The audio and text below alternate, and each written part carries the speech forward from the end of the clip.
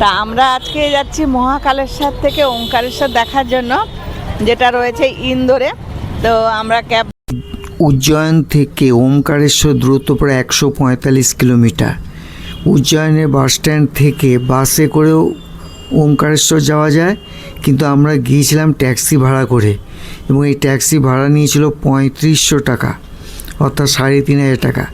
বাসে করে গেলে জনপ্রতি লাগবে 250 টাকা করে, আর এসি বাস হলে 500 টাকা। মোটামুটি 4 থেকে 5 ঘন্টা সময় লাগে। আমরা চলে এসেছি এখন এই নদীর ধারে, নর্মদা নদী।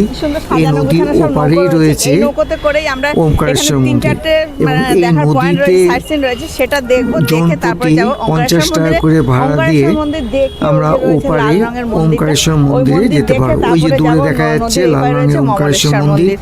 অনেক সময় সামনে যে ব্রিজ আছে, এই ব্রিজে করে ওমকারেশ্বর মন্দির দেখা যায়।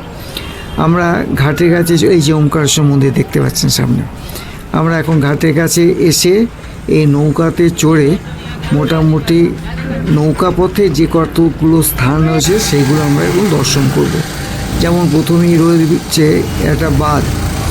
এই বাঁধের সামনের দিকে রয়েছে কাবেরী আর নর্মদা নদীর মিলনস্থল। সেইটা দেখে আমরা যাচ্ছি এখন। ওই যে দূরে দেখা যাচ্ছে ওমকারেশ্বর মন্দির।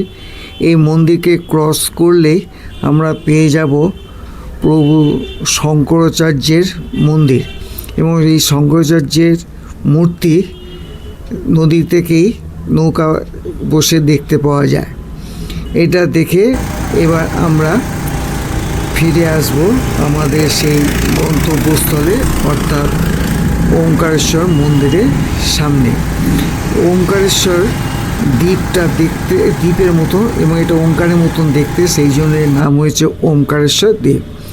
এবার আমরা ঘাটের কাছে প্রায় কাছাকাছি চলে এসেছি, এবং এই ঘাটে নেমে এবার আমরা মন্দিরে প্রবেশ করব, এবং মন্দিরে কি কি ঠাকুর আছে সেগুলো আমরা পরের ভিডিওতে দেখাবো।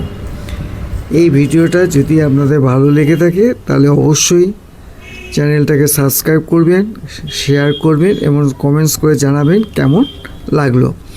আমরা বলতে বলতে এখন চলে এসেছি ঘাটের কাছে।